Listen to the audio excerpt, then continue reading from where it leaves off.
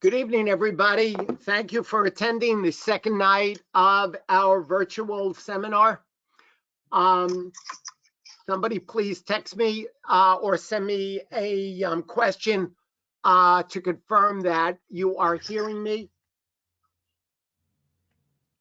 We will start with a commercial from Maria from ATS Environmental, and then Joe will take over. So somebody please text me to, okay, we can hear you, so thank you very much. So again, thank you. Okay, you don't, okay, we got it. Thank you very much for telling me that you hear me. And again, I thank everybody for attending tonight's second half of the second half. And I hope everybody got a lot of good information last night. Again, Joe will continue shortly. We will first hear from Maria from ATS Environmental, and I am switching and Maria will go on. Hold on.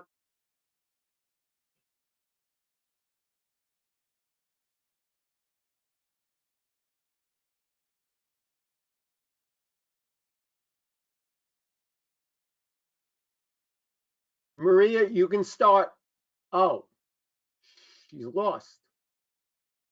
You lost me? No, I don't see you. Okay, you can start, Maria. You're on. Hi, good evening. Allow me to introduce myself. My name is Maria from ATS Environmental. At ATS Environmental, we do tank sweeps, oil tank sweeps for underground storage tanks. We also do tank tightness tests, and we also perform soil borings. Also at ATS, we have advanced water technology where we do the PWTA for sale of a home or for informational purposes as well. Those results go out for lab analysis and take about 10 days to report back to our customers. It checks for about 38 contaminants. We also at ATS, or advanced septic inspections, do open pit inspections. We also perform hydraulic load tests. And we service all of New Jersey, parts of Pennsylvania, and also parts of New York. We've been licensed, we're fully licensed and insured. We've been in business for over 20 years. And we just love helping our customers any way we can. If there's any questions that I can assist you with, please let me know. We also do, actually, I failed to mention a comprehensive tank tightness test, which is where we would do soil borings and the tank tightness test at a discounted rate. And we also do visual inspections of above ground storage tanks.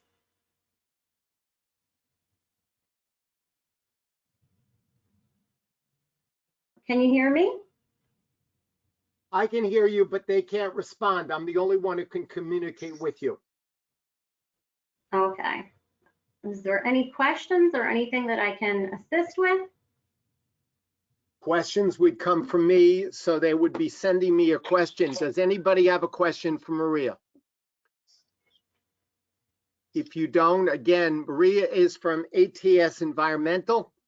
ATS is a premier affiliate of Southern New Jersey ESHE. You can, if you need more information, you could find their information on the website.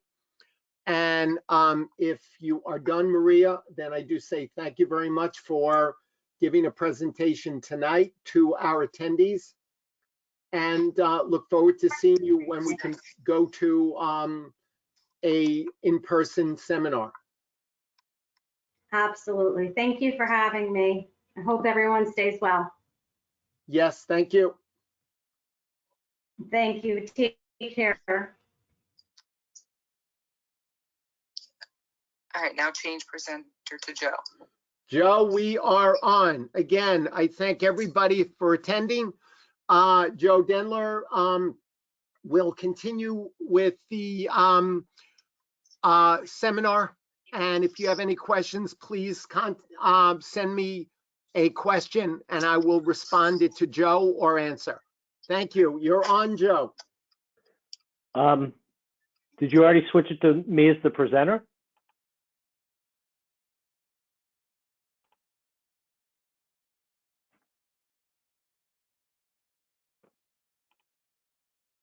Neil?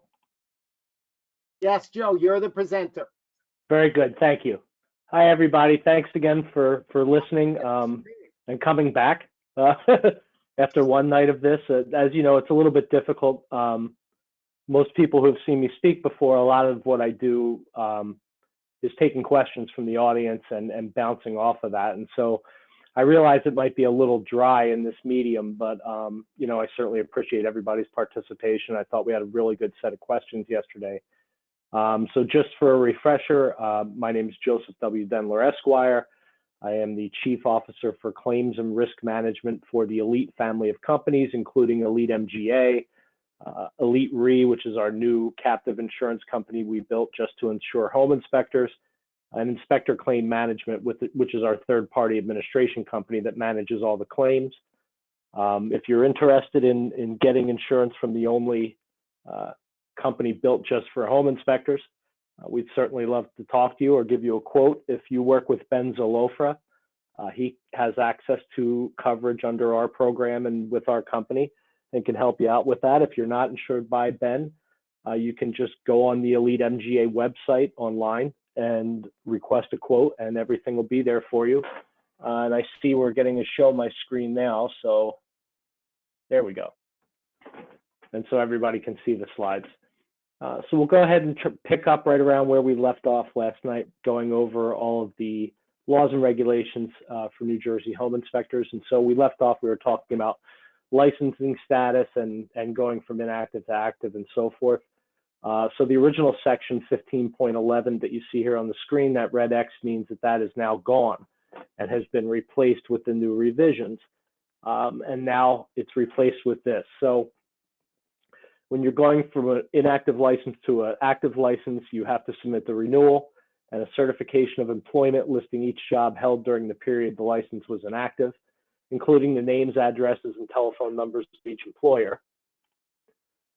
The renewal fee for the biennial period, it can be prorated at the discretion of the committee.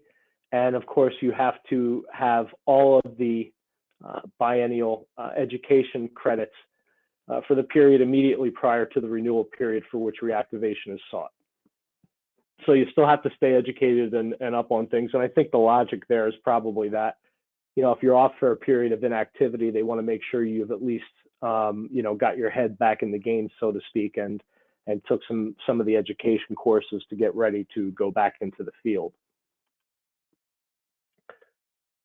This is the reciprocity section here in small I that relates to if you have a good license issued by another state and you can show that you did the continuing ed for that state, the board has the discretion to allow those credits to stand for your requirement that you have the biennial education credits for the period right before you want to go back to being an active licensee.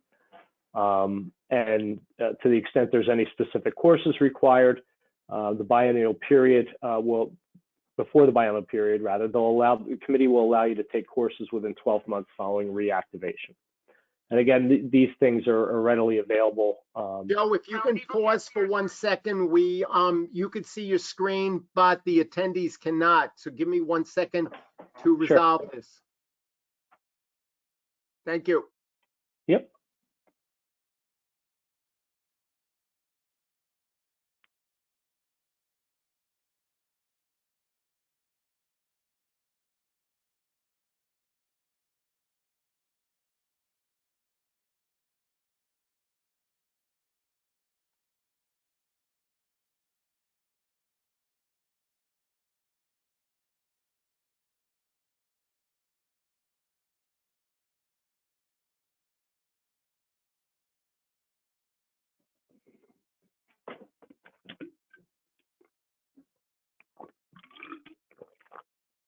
Joe, we're good now. They can see the screen. Very good. Thankfully for all of you, you don't have to look at me. You get to look at the slides. I'm sure that's a much better product. But in any event, we were talking a little bit about what happens when you go from inactive to active status as a licensee based on the new requirements that were set out by the advisory committee recently to amend the existing. And this is a lot here, but the point of this paragraph really is that the board has the authority to determine whether or not you have practice deficiencies in need of remediation prior to reactivation. And so they may require you to submit additional documentation and information to satisfy that requirement, which I believe is entirely new as compared with the old standards. The committee shall consider the following issues when they do determine whether or not you need to have any remedial or additional education. The length of time you were inactive, your employment history, professional history. So they'll look back and see if they have reports of other complaints by consumers relative to you, your disciplinary history and any action taken against you, and any actions affecting the applicant's privileges taken by any institution, organization, or employer related to the practice of home inspecting. So for example, if you got kicked out of ASHI, that would be something they may consider. So just keep in mind that with regard to going from inactive to active status, you still have to provide sufficient information and document that you have all the qualifications you had right before you went on inactive status, and that nothing really else has happened in your life or in your work life in particular that would make you unfit to have a license.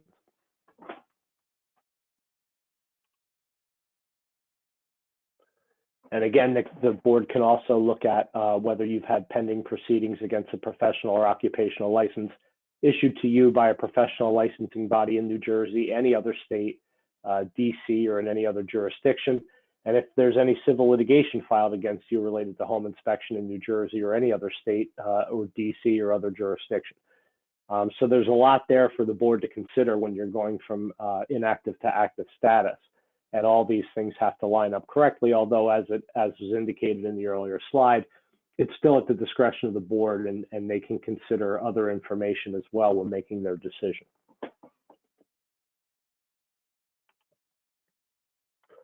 For reinstatement of a suspended license, this is the old version of the standard, and it's now been changed.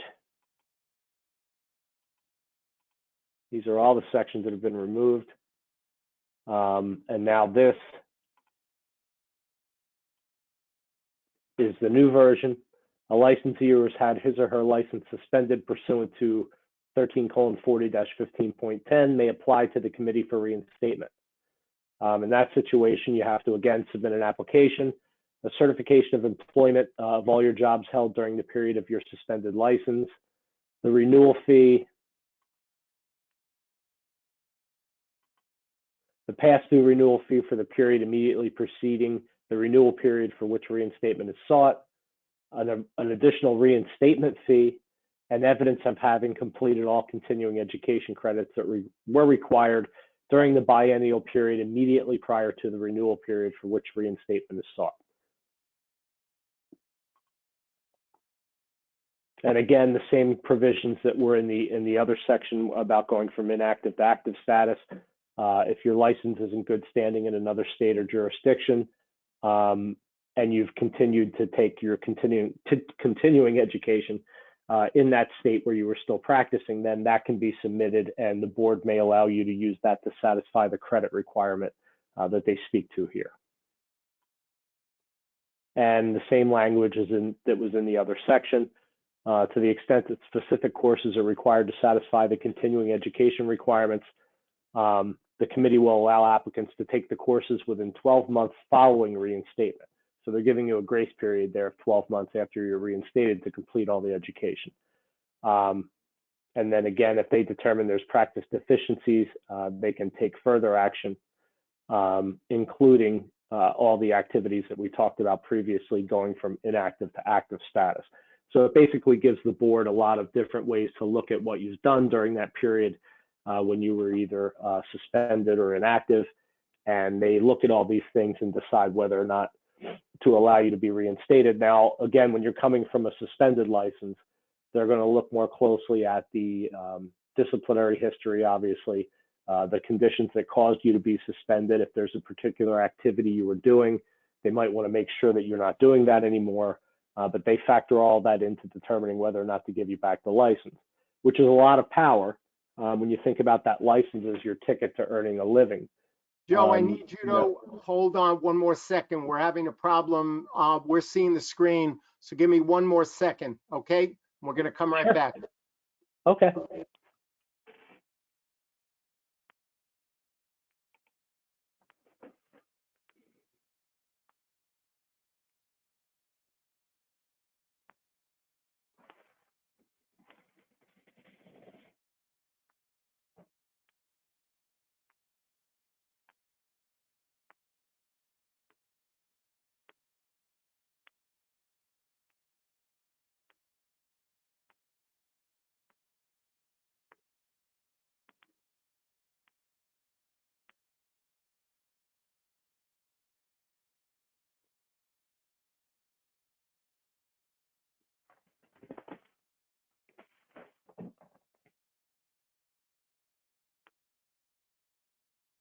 Want me to talk? Just unmute and I'll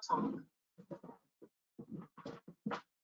Can everybody see the screen, or is it black? Okay, where screen is on. Joe, you're good to go. Okay. Good deal. Thank you. All right.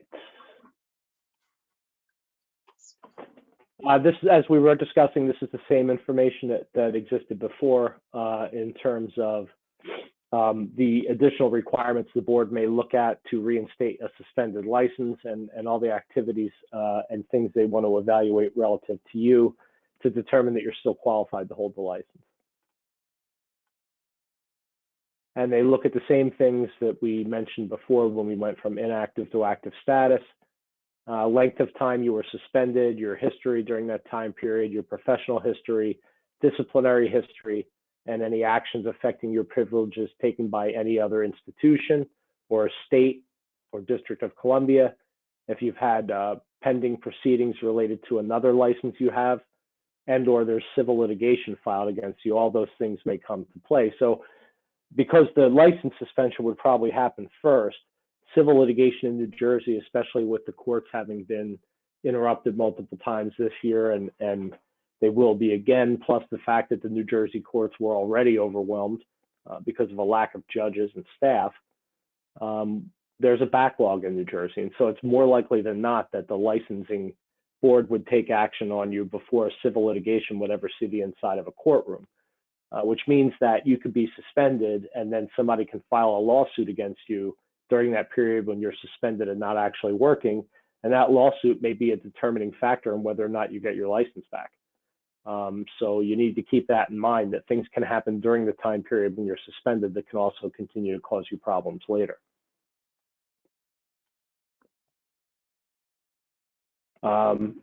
Change of address provision, essentially here, the board just wants to make sure that if you do change your license for whatever reason, that they have, or not license, your address for whatever reason, that they have your actual current street address. The reason for that is they want to make sure you can be served with process, either a lawsuit or a subpoena or something from the board. They want to make sure that the address is up to date in their records so they know how to contact you. And the reason for that is because they want to make sure you get whatever notices they're going to send you, because we talked about this last night, that you're ultimately responsible for receiving that information, and you're ultimately responsible for the information you provide to the board in terms of contact. So it's important that you make sure they have the right address so that they can reach you with any important communications, so that you can take action before the time period to do so expires.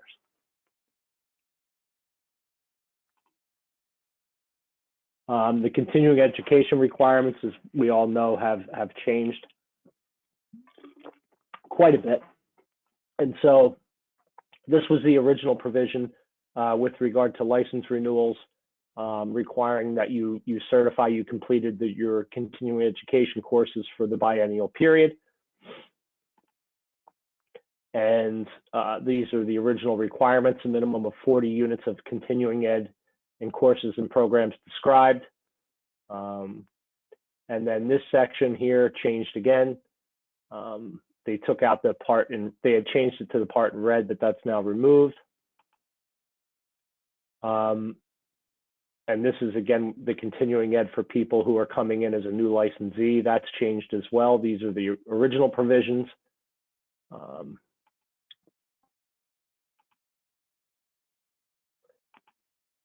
And so this section, if I'm reading Dave's slides correctly, originally went up to 32 credits for a maximum of 20, but now these are the required credits. It's still 40, but they changed it up a little bit in terms of the core class requirements. You now only have to have 4 units on report writing and 4 units on ethics and the rules governing the practice of home inspection, which is what we're doing last night and tonight. And then report writing is a separate course for 4 hours. These 8 units shall be taken in person through a committee-approved continuing education program or course. Now, of course, given what we're dealing with now in terms of COVID, they are allowing you to take these remotely rather than in person, because obviously it's you know, not anything anybody wants to risk their life over, certainly not. And so they're going to allow you to do them by video. I don't personally know how long that will go into in terms of the next year. I'm sure there'll be some kind of update issued on that as they figure out what's going to happen in 2021. But for now, they're certainly letting you take this core class online. And then if you're going for your initial license, you have to take the minimum 40 hours of continuing education credits before the end of the biennial renewal period. So in your second year, if you're a new person in the biennial license period, you have to complete a minimum of 20 continuing education units before the end of that biennial license renewal period, 4 units on report writing and 4 units on ethics and rules. These 8 units, same as if you're an existing licensee, must be taken in person, except of course for now. Any person receiving an initial licensure as a home inspector within 90 days of the next biennial licensure renewal period shall not be required to fulfill the continuing education requirements of the current renewal period.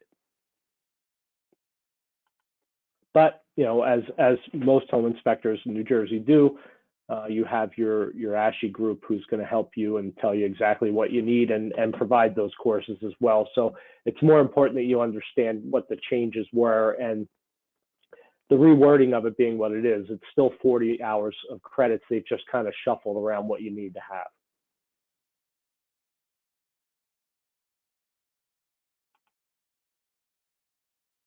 And then these are the types of things that you can do to complete your continuing education requirements.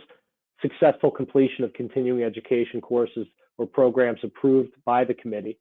And the committee maintains a list of all approved programs, and in your ASHI group, you know, they go to the board and submit courses for credit and get approvals and do all that stuff before they offer you the course.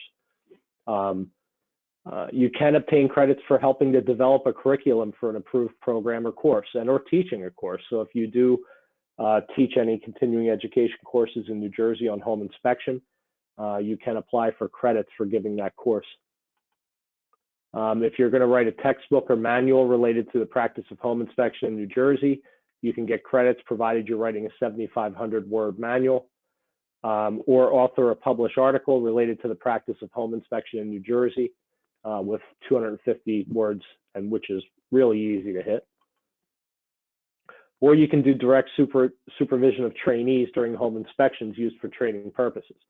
And this provides for the qualifications that you have to submit, including a New Jersey Department of Education approved course, shall conduct a home inspection used for training purposes.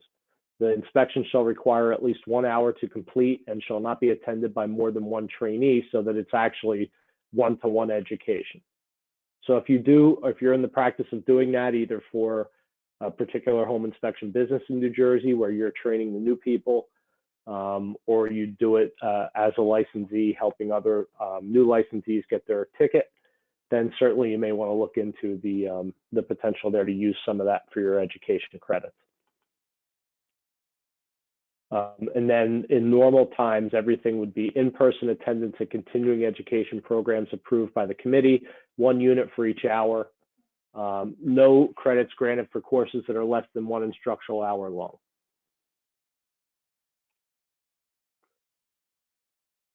And then correspondence, internet, or other distance learning courses approved by the committee, 1 continuing education unit per hour, maximum of 32 units during a biennial period. So 32 of the 40 you can do remotely.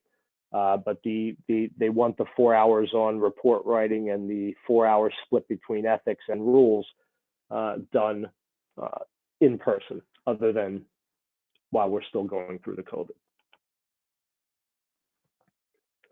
And again, the same thing, you can get credits for development of a curriculum. There we go.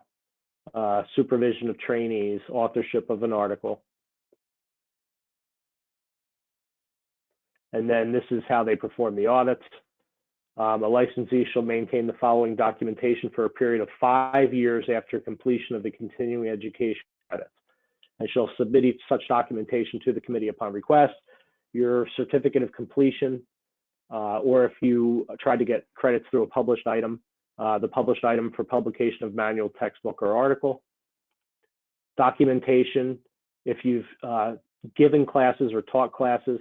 Documentation, if you've done home inspection training like we talked about before. And there are some waivers to the continuing education requirements that have been updated. If they receive a waiver request at least 90 days prior to the license renewal, you may waive, extend, or otherwise modify the continuing education requirements on an individual basis for reasons of hardship, such as severe illness, disability, or military service. Now, when they say such as, that leaves it open to their discretion. Certainly, those are all examples of things they would consider, but you may have something else not listed here, such as maybe you have a family member you have to take care of, or there's a loss in the family. So this isn't an exhaustive list. But you got to make sure you get the request for waiver in at least 90 days prior to your renewal period. So this isn't going to help you if you're down to the last day or two and decide you need an additional 90 days. You need to have a valid reason, and you need to get this done 90 days before your license expires. And then these are just the requirements for sponsors of continuing education, which, is certainly done. Neil's working on this one. Dave teaches the class normally, but all this stuff is now handled for you guys attending this by ASHI.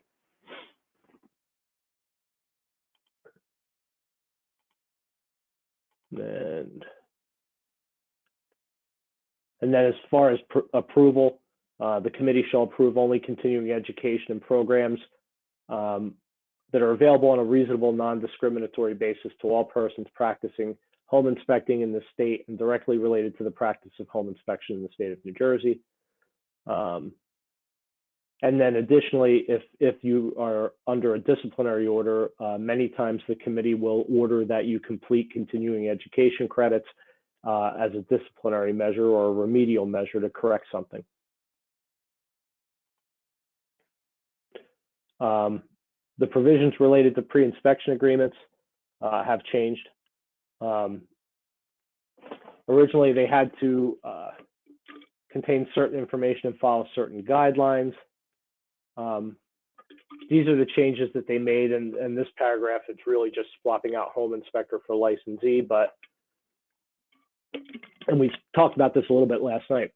You have to send your pre-inspection agreement to the client or the client's attorney by mail, fax, email, Pony Express, or other means of delivery, no later than 1 business day after the appointment for the home inspection is made. The pre-inspection agreement shall be executed prior to the start of the home inspection and must contain at a minimum the following information. So I think if anybody's heard Dave or I speak over the last 5 or 10 years, we've beaten this horse to death, but it's critically important that you get that agreement out no later than 1 business day after the appointment for the home inspection is made. And I'm often asked, well, what does that mean, the appointment's made? I mean, when the date's booked and blocked off and they've agreed to everything, not while they're asking you to hold a date while they check it out with the realtor. It's the date that they confirm the appointment, that the appointment's booked. From that point, the clock's ticking. And so you need to get the agreement out to them right away. It's not good enough to just have a sample posted on your website referring them to that. It has to be the agreement for this particular inspection. And there's really no excuses for this. And again, I'll share just briefly the story I told a little bit about last night. But I mean, we had a case in New Jersey that was a $50,000 or $60,000 case against the inspector. And because the inspector didn't get the contract out within 1 business day after the appointment was made, but instead brought it to the inspection and had him sign it there, the court threw out the agreement, which contained a limit limiting them to 1 year from the date of the inspection to bring a lawsuit. And if we were able to enforce that clause in the agreement, the case would have been dismissed. But because the client didn't, or because the inspector hadn't sent the agreement out within 1 business day in violation of this provision, the judge threw the whole contract out. So it's not just because they're telling you you have to do it, it can have severe ramifications in a situation where you're sued. And the agreement has to contain at a minimum the price of the home inspection. And a lot of these things are things that have to be in any contract to make it enforceable. But you've got to have the price of the home inspection. And so Dave has an example here where this is kind of how it looks in our contracts, but he just breaks it up. So the home inspection would be 1 line item. And then it has to have a description of the systems and components which will be inspected as part of the home inspection. And again, that's just the basic systems and components that are required for any residential inspection. A description of that which is not required as part of the home inspection pursuant to this subchapter. So what does that mean? Well, it means that there's a whole list of exclusions, and we're going to get to those in 15.16b tonight. But there's a statutory list of exclusions, including inspecting for mold and other hazmats, entering any area without sufficient access, and so forth. All of those things have to be listed in the agreement, or at least described in some fashion, that those aren't going to be part of the inspection. And the reason is, again, is they want the client to know exactly what they're buying and what they're not buying, because if your contract's done right and the client has no argument that, well, you know, I thought you were going to do mold. Well, if you read my contract, even if you don't know what a home inspector does, if you read my contract, it's clear I don't do mold. So these things actually protect you. Requiring you to put this in there may keep somebody from bringing a claim. You have to have the full name and address of your client, the address of the home to be inspected, the date and time of the home inspection. And we talked about this last night, but your client is the current or prospective homeowner. That's it, nobody else. And you have to have this statement almost verbatim. You have to put that home inspectors are governed by the rules in the New Jersey Administrative Code contained at section NJAC 13:40-15, and that the licensee shall comply with these rules, and failure to comply may subject the licensee to discipline. I mean, you could almost just cut and paste that right out of the regulation and put it into your agreement, but it has to be in there. And a description of any additional inspection services. We talked about those last night. You know, WDI, radon testing, and the like, for which the client is charged an additional fee that's not part of the home inspection, but may be performed pursuant to this subchapter.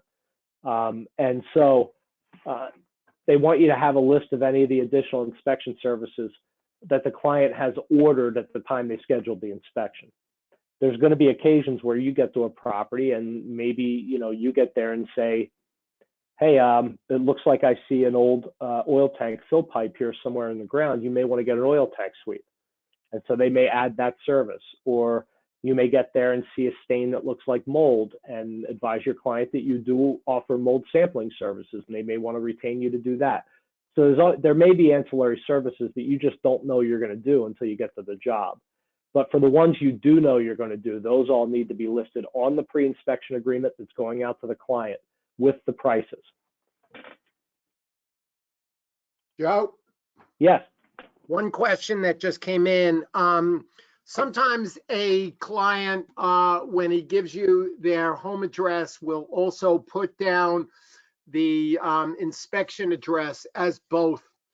What is the plus and minus of that? Well, hold on a minute, let me get back here. So it's required that you put the full name and current address of the client on the agreement, as well as the address for the home to be inspected. If they're using that home, for example, if you're doing an inspection for a current homeowner or seller, you know, the address is going to be the same for both. But it's rare that you're doing an inspection for a buyer that's using the prospective purchase property as their mailing address.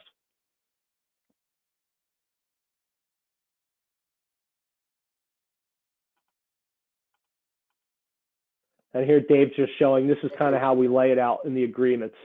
But basically you want to break down for each service you're going to provide, you need to itemize the list of costs.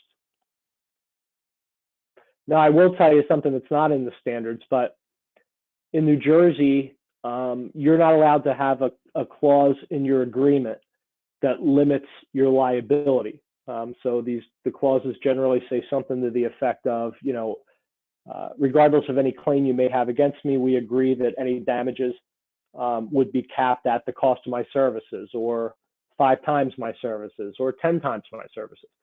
But there's actually case law from the New Jersey Appellate Division holding that those clauses are not enforceable in a home inspection contract unless they cap the liability at $500,000, which is the limit, the minimum limit of insurance you're required to carry. And so their reasoning was that if the legislature is requiring you to carry $500,000 in E&O, you can't then go ahead and limit your liability to the cost of the inspection or any other multiple, because the legislature intended that you have at least a pot of money of $500,000 there to pay a claim. So you can't limit your liability, but worse than that, the mere inclusion of that provision in your agreement can result in a violation of the New Jersey Consumer Fraud Act, which carries triple damages and attorney's fees.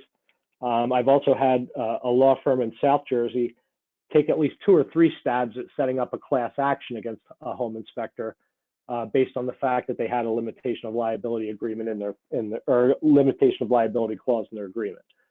However, there's no such law or regulation for agreements to do a WDI or radon or any other service in New Jersey. So many times what Dave and I do is if we have a client that's doing both or all 3 of these services, there won't be a limit of liability in the home inspection agreement, but we'll make the WDI or the radon test a separate rider, which does have a limit of liability, because there's nothing precluding you in the law in New Jersey from doing that. So think about that in terms of your agreement. If you're offering these other services, you really should have an agreement that relates to them, because you can limit your liability. And if you have a severe WDI claim, you know, that can be as bad as a claim related just to a general home inspection in terms of the potential costs and damages. But if you can limit your liability on the WDI part of the inspection or the radon testing, that at least insulates you from a claim related to those things going above the cost of your services. The changes here weren't dramatic. They just changed home inspector to licensee, but your inspection agreement must indicate whether any systems or components are excluded at the client's request. If the client says, I don't want you to inspect the attic because we're going to have somebody go up there and clean it out, we've got pests up there, you would want that in the pre-inspection agreement before they sign it. The pre-inspection agreement shall indicate whether the licensee will return at a later date to inspect anything that couldn't be inspected on the day of the inspection, and whether there'll be an additional fee. So for example, in the agreements Dave and I do, we have a clause in there that says, that allows the inspector to fill in whether they have a price to come back. Now, there's some inspectors that, as a matter of course, will not go back under any circumstances, and you're not required to. You just have to tell the client in the agreement whether you're willing to do it or not. And if so, what would the fee look like? And so this is an example of the pre-inspection agreement that Dave and I came up with, but just to give you an example, you know, so it lists the different services that might be offered. You know, so if you offer all these, you may have check boxes there for them. It has to be signed by the client. It's got the area or the line for the inspected property, the date, the time, the client name, the client's present address, who did the inspection, and their license number. And then a quick paragraph there explaining to them that there's some paragraphs in here that will limit their liability. And then we just lay it out like this, piece by piece. So here's the section that tells all the things that a home inspector doesn't do. We've added some things in here based on our experience that aren't in the standards, like, we've had a couple cases involving meth labs in houses or grow houses. And so we put a provision in here that there's no way the home inspector can determine whether or not there's been manufacture of illicit drugs or products. And basically, this is the section where we put in the part about the inspector agreeing that if they don't follow the regs, they may be subject to discipline. Here's the paragraph where we talked about, you list a section for the client to fill in if there's any systems or components they're not going to do. In this version of the agreement, here's the part about the return inspections where this inspector is telling the client that they do not return for any reason whatsoever. So these are just the different, and listen, there's no science to this, but the agreement should be, easy to read, easy to understand, be broken apart in sections, and explain to the client what's going on. And if you have a clause in there like an arbitration clause, it needs to really tell the client that they're agreeing to waive the right to a jury trial.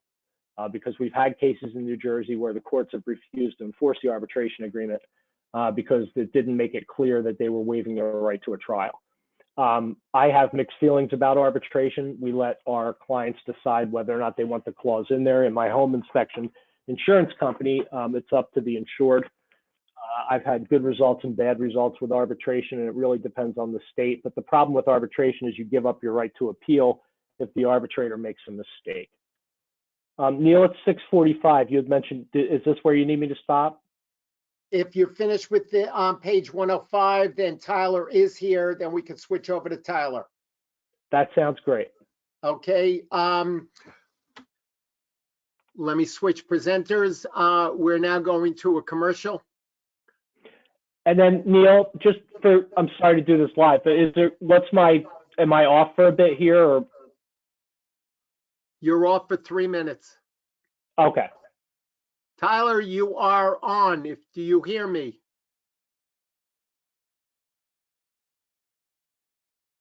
Tyler, do you hear?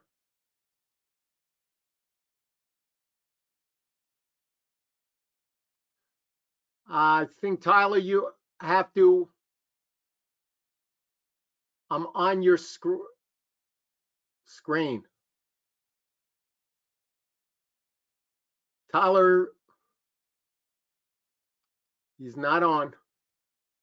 Okay, Tyler, you have to, give me a second.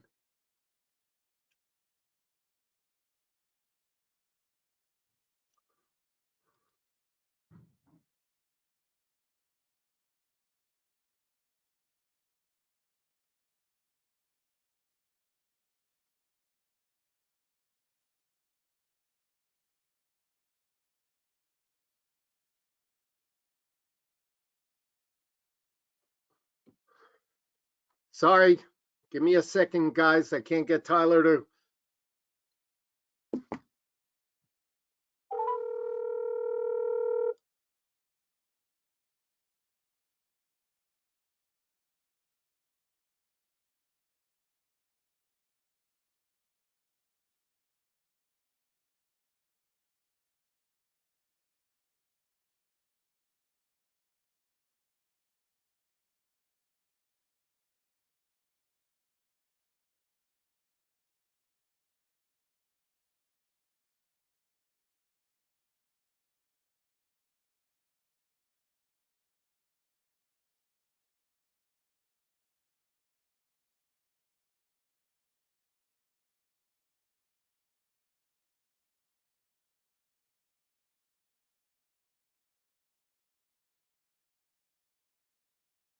You know what I mean?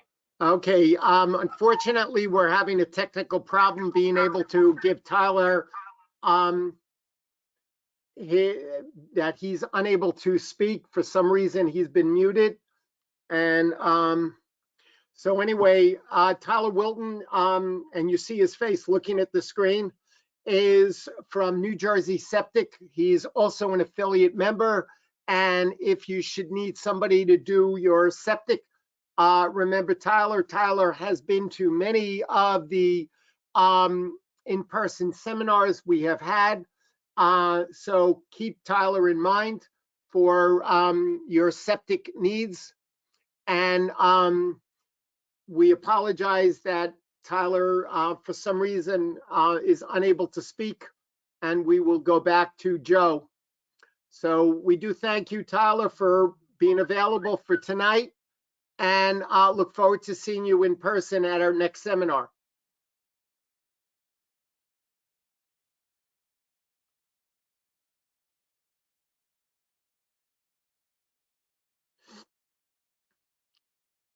Okay. Neil, you see my screen again? Everything's set up okay? Everything is good, and you've got Okay. control. Good deal. So I blew through some of the examples Dave had in the slide deck at the, thinking about time actually. But like I said, with these agreements, there's no hard, fast rule about how they have to be organized, but all those elements have to be there. And certainly if you have questions about pre-inspection agreements, you should reach out to Dave and he'll be happy to help you out with that or direct you to the right place. I will tell you that for our insureds in our captive insurance company, Elite Re, we do provide inspection agreements and ancillary service agreements. So if you are insured with us or you become insured with us, you can ask me directly and we'll take it from there on those.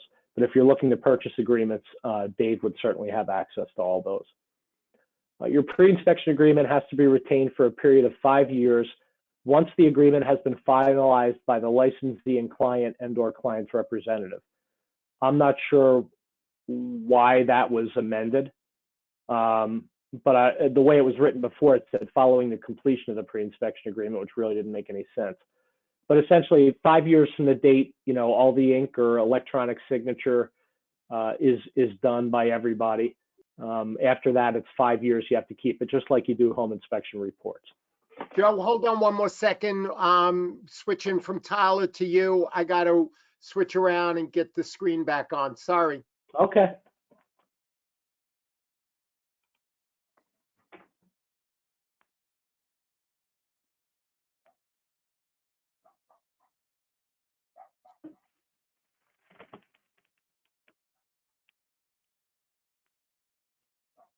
And we should be good now. Okay, can everybody see it?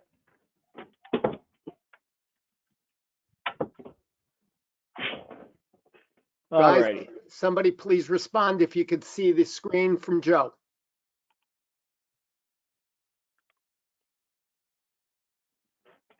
We are good. I did get confirmation. Good deal. Thanks, Neil. So as we were talking about earlier, the pre-inspection agreement has to be retained for 5 years. Like I said, it's just like the your inspection report has to be retained for 5 years. Obviously, if there's an act of God, I had a number of clients during Hurricane Sandy lose all their records that were stored on their computers or in boxes. So things like that happen. You would certainly want to consider some kind of cloud-based ability to save documents. Most of you who use some of the updated software, it comes with cloud storage of everything so that all your stuff is preserved.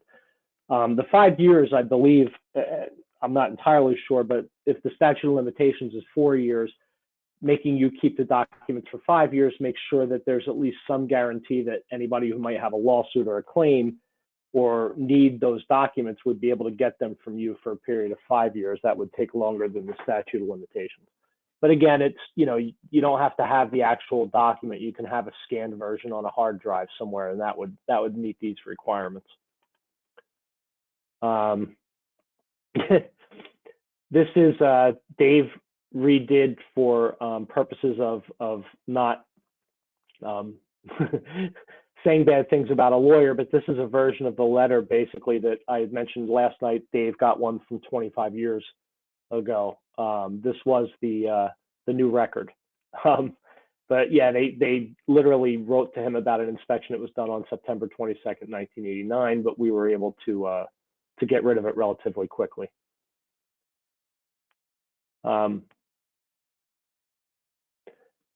In terms of what you have to have as to your name and information number, the board does want you to write home inspector LIC period number in order to designate your home inspection license number on the document, and your business address, including street name and number of the home inspector. And as you know, none of your documents can use post office box numbers for any form of a business address for a home inspector. I personally don't like that too much, especially for people who work out of their own home. I don't think some irate seller who doesn't like the good job you did for the buyer that killed the deal having your home address. But we don't really have much control over that. And again, as Dave has in here, if you are a licensed New Jersey home inspector and you don't have a pre-inspection agreement that at minimum meets these requirements, you could be jeopardizing yourself and your business.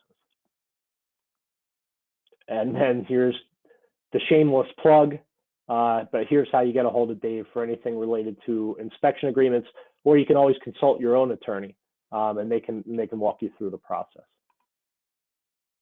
We're going to get into the standards of practice now, and this will probably take us through the rest of the second hour after the break, but doesn't much change here. They just swapped out home inspector to licensee, but you shall comply with the standards of practice in this section. It's not may, it doesn't say these are the minimum standards. It says you shall comply with these standards.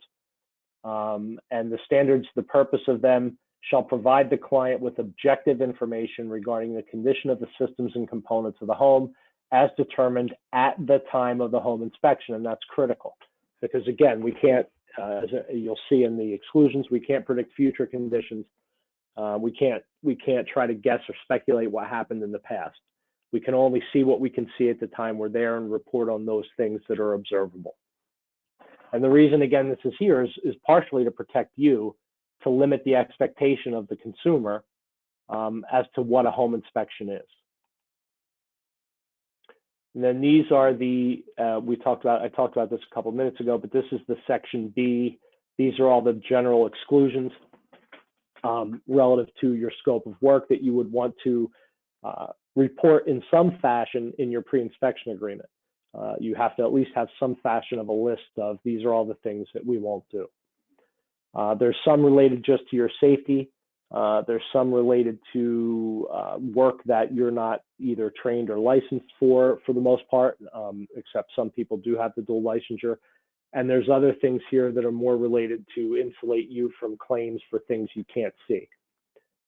So first off, you do not have to enter any area or perform any procedure that, in your opinion, is unsafe and likely to be dangerous to you or to other persons.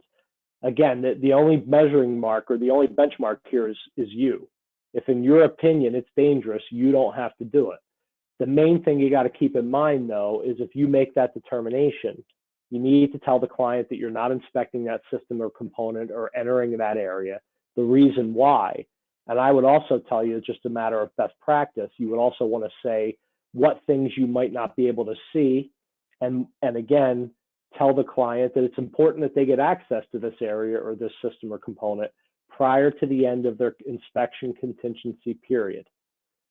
Because if we don't spoon feed that to them, you'd be shocked over 20 years how many people, after swearing an oath to tell the truth, tell me during their deposition or their testimony that they didn't understand when you wrote that you couldn't access something, that it might be in their best interest to access it, particularly with this asset that they're going to pay hundreds of thousands of dollars to own.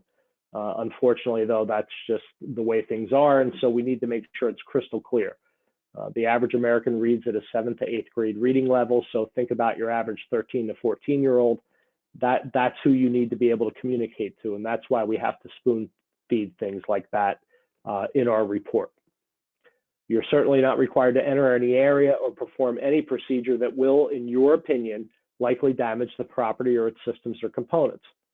And then you do not have to enter any area which does not have at least 24 inches of unobstructed vertical clearance and at least 30 inches of unobstructed horizontal clearance. But again, if any of these factors come into play, you need to make a client aware of it. That's critical.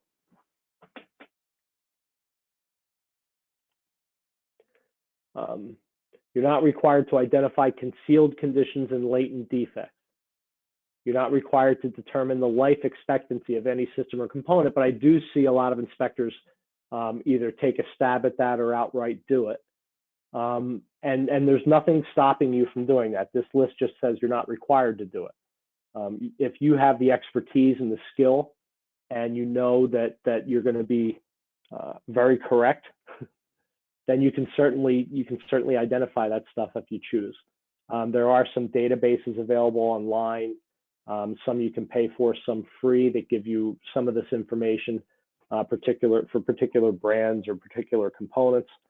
But again, you're not required to do that. But I do understand that some clients do want to see that, some realtors do want to see that, and so you have to play to your market. But the main thing is to make sure you're using a really credible source to verify that this is all accurate. And we're not required to determine the cause of any condition or deficiency.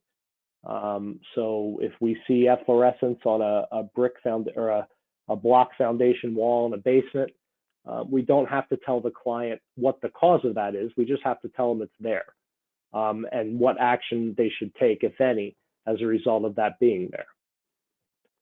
We don't have to determine further conditions that may occur, including the failure of systems and components, including consequential damages. Now, as somebody who's written, hundreds or maybe thousands of letters to other people about why a home inspector is not liable for a particular claim, I can tell you that this one, it's kind of broad, and it really doesn't hold water a lot of times with judges, that we didn't have a duty to tell you this thing was going to fail in the future, when we have to describe the condition. And if it's in poor operating condition, I think the natural conclusion would be that it's going to fail. So it doesn't really help so much in the defense, but you're not required to predict what might happen later on after you leave the property. You're not required to determine the operating cost of any systems or components, but I'm sure, and I've heard from many inspectors, that people will ask, well, based on what you've seen in the house, what do you think my oil bill will be, or my gas bill, or my electric bill? And that's not really something that we can speculate on. Or they might ask, how much might it cost me to operate this pool during the warmer months? These are all things that are beyond the scope of work. Again, if you have that expertise and skill set and want to do that, that's fine, but you're not required to do it. And you're certainly not required to determine the suitability of the property for any specialized use. I actually got a new claim in today where the allegation is that the insured did not tell the client that one of the windows was not safe for egress, and as a result, the client cannot use the inspected property as a rental property in her town. That would be determining the suitability of the property for any specialized use, certainly, because the use would have been as a rental property. But was the egress a safety issue? Because that's her argument, that regardless of the suitability of the property for the use she intended, the mere fact that the window is undersized as a means of egress means that it's unsafe for anybody there, whether they're renting or not. So it's an interesting argument. We'll see how it plays out, but that's how this comes into play. You don't have to tell somebody that they can use the cottage on the property for an office. You don't have to tell them that the property would be great for them to use to operate any business out of. If you're doing a mixed use building, part of that's going to be a commercial inspection, which isn't subject to these rules. But you're not obligated to tell the client what they can and can't do with the property in terms of use. You're not required to determine compliance with codes, regulations, or ordinances. However, a lot of the things that show up in codes are basic safety issues or function issues that you as a home inspector do know about. But what you're not obligated to do is tell somebody that something meets today's current code requirements. The reason being is that you're not there to go back and research the history of the property and see what the building code said or didn't say at the time the property was built. And so we don't require, home inspectors aren't required to use codes as a means to determine whether or not something's a material defect. It just so happens that a lot of things that are material defects are probably code violations. You don't have to determine the market value of the property or its marketability, but many home inspectors get asked over and over again, is this place worth the price I'm paying for it? That's not really within your scope of work. You're not there to appraise the property or guess what it may fetch on the open market. I know we have a lot more clients for home inspectors that are professional real estate buyers and sellers. But again, you're not there to provide that information to them. You're there to observe the conditions and report on them. And again, you're not there to determine the advisability of the purchase, but many inspectors have told me that they'll get pulled aside by the mother or father or uncle of the young couple buying a house and asked if these people should really buy the house, or even worse, they'll say, would you let your kid buy this house? And that's not your job. But you get asked that all the time, and you have to work out on your own a diplomatic way to avoid that question, because you're not really there to do that. You don't know what all the different things this buyer might have in their mind about what they want out of a property to determine whether or not it's in their best interest to buy it. Your report should tell that tale. If there's multiple material defects that are serious and significant and costly or immediate impacts to safety, that's all going to bear out in a well-written report. And so you've satisfied that inquiry from them by doing your job. And you don't have to determine the presence of any potentially hazardous plants, animals, or diseases, or the presence of any suspected hazardous substances, including, but not limited to. When they say such as, that means it's not exclusive. Mold, fungus, toxins, carcinogens, noise, and contaminants in soil, water, and air. I really wanted to, I was solicited to ask for input on the changes for these by a couple of the folks that go to the meetings. And I really wanted them to add asbestos to this specifically because it comes up all the time. And even though it's a carcinogen and it certainly could be construed to be a toxin broadly, if they took the time to say mold, they should have put asbestos in there because that comes up all the time. And there are some judges in New Jersey that read these things by their plain meaning. And if asbestos isn't specifically listed there, but mold is, they determine that the board must not have really cared whether asbestos is excluded. Now, one way around the non-specificity here is to make sure in your agreement that you do specify asbestos as being outside the scope of work.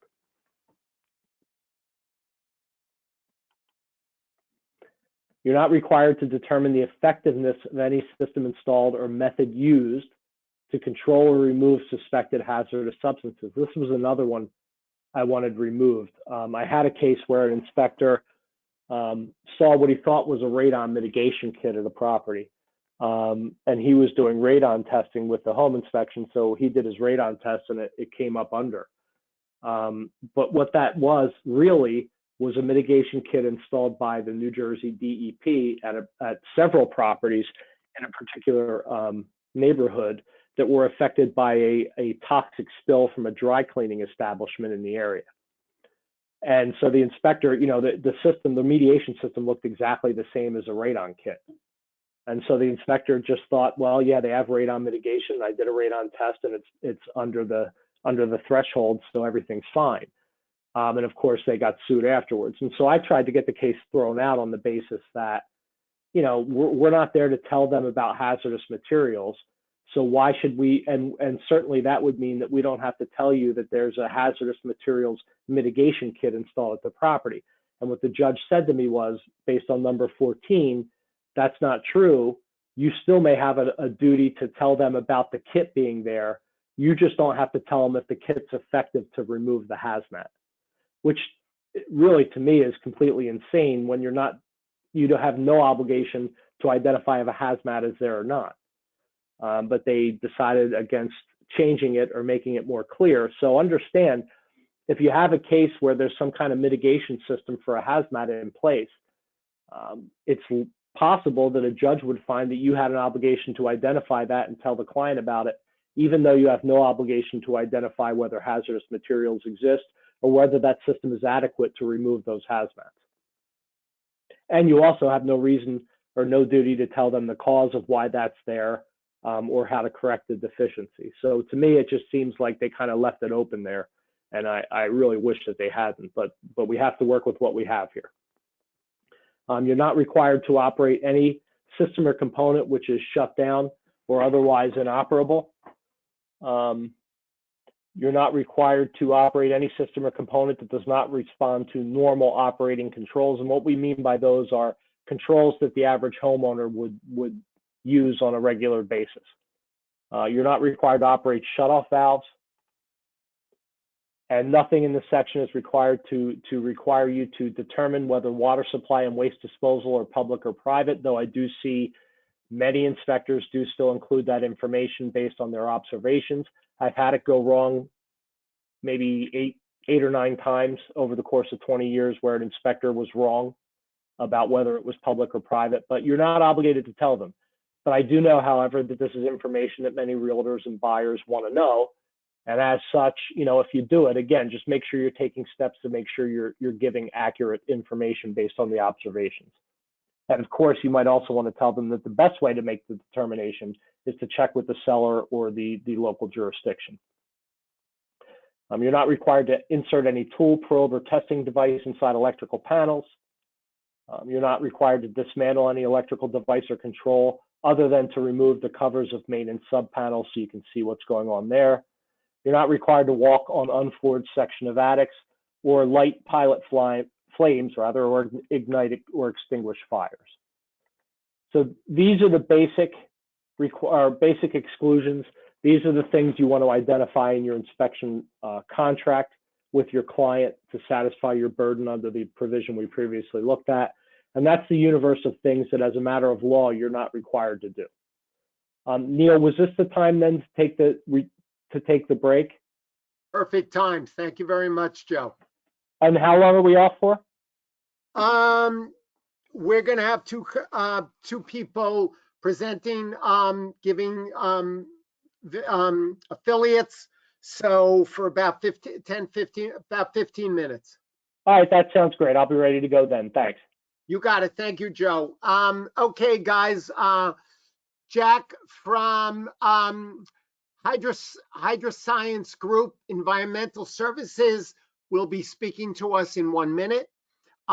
He can do water mold damage restoration, indoor air testing, foundation repairs, and these foundation repairs include carbon fiber strips.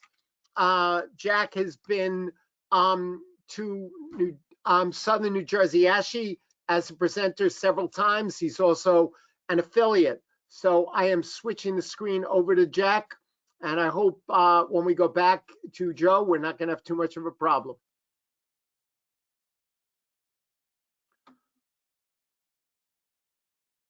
Jack, you should be on. Yes. Do you hear me? I hear you, Neil. Thank you. Can you hear me okay? I can hear you, and hopefully someone will send a message that they can hear Jack. Fantastic. You're on. So I'm on. Okay, Neil. Thank you. I just wanted to say thank you to everybody from ASHI for this evening. I know it's been quite a while since we talked. I think the last time we had talked, it was about property sweeps. Eventually, you know, we've had a couple of hiccups recently, but our goal is to this spring to give you a little bit more a full-length presentation regarding foundation repair and our carbon fiber straps and a couple of things beyond all that. So I look forward to that eventually, hopefully in this spring, and ideally be in an in-person format, but things may not be leading that way. So in the interim, we appreciate the virtual platform. So real quick, Neil, would you like me to share a quick presentation, or is it you just want me to speak? That's up to you. I don't All know. right. Presentation should be able to because I have a screen. Okay, I can show my screen real quick. The screen is on. You're good. All right, here we go. So I'm going to reuse a presentation we just recently did for realtors in the area. Again, I'm going to try this. I know you allocated about 15 minutes, so I'll keep this within 5 minutes. This is just will be a quick overview of who Hydroscience is all about. Again, you know, I appreciate listening to the commentary from Joe. Again, our goal is when you guys encounter these environmental issues that are beyond the scope of your work or your commentary, that you can consider us a resource to comment on those environmental issues. Whether it was the efflorescence in a basement, the condition of an oil tank, or mold or foundation, something of that nature, please consider us a one-stop resource for those type of issues. So I'll do the slideshow real quick for you guys. Let's see, we're gonna do present the view. We're gonna do. I'm just gonna keep it in this view. It's easy for everybody, myself included. So again, Hydroscience Group. My name is Jack Moyes. I'm the business development manager for Hydroscience Group. Again, our popular services, especially for you guys, are property scans, mold inspection, mold remediation, foundation repairs, as well as crawl space remediation, and obviously tank removals. Come on. So again, we've been in business for about 25 plus years. We're independently owned, a little bit different than some of our competitors, some of the bigger names that you know out there. So we like to say we're a little bit more provide a cost-effective approach for to provide some solutions for these real estate transactions. We operate in all 21 counties. We're based in Ocean County in Bayville, New Jersey, or Bayville in Ocean County, but we do service all 21 counties. And Neil, obviously, we'll be seeing you down in Pennsville, Salem County in 2 days, which I had to hit Google Maps to actually find out where Pennsville is in New Jersey. But we service that area, and we'll be there on Tuesday during your inspection. Again, property sweeps. Again, these are the instances when you guys see those emergency switch plates or those supply lines down the basement. Obviously, you call those out in your inspections. We'll come in, do the property sweeps. We can get there within about 1 or 2 days. If you guys want to set this up ahead of time to coincide with your home inspections, we can absolutely do that. Please disregard that price. That was for an agreement we had worked out with the realtor for this presentation, but we give you guys a $25 discount for these property sweeps. And they're $275 in this area. If we have to go north over Driscoll Bridge, then it goes up $25 to cover the cost of traveling. We use a magnetometer. Our service, we will only identify any anomalies that may be an underground heating oil tank. Obviously we come across septics and all that, other anomalies in the soil, but we will only comment on oil tanks. Again, I have said this in the past, the beauty of a property sweep, you can avoid a situation like this. This was an underground oil tank that leaked, and that was a 100-ton cleanup. Obviously, those are septics. Yes, we do removal. So if we identify the oil tank, we can remove it. And again, just for you guys, I know you guys can't really comment on costs and stuff of that nature, but just for your reference, for us to remove an oil tank, especially in Monmouth and Ocean County, you're looking at about $1,100 plus a permit. But again, as we travel farther north, farther south, or west, the price will go up. But just so you guys know, that's kind of what we're looking at. Again, this is the service we provide. This is how we remove the oil tank.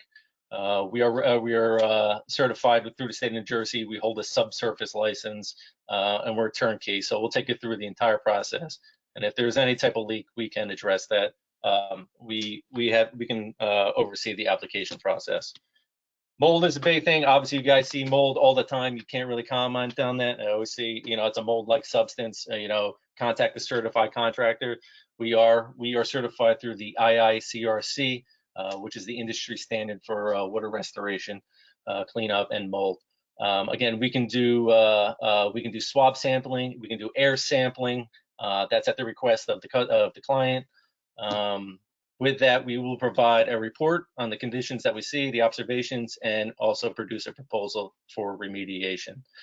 Just so you guys know, for air samplings, it's about $350 for us to come out. We'll take 3 samples. We send into a lab within New Jersey, and we get those results back in about 4 days.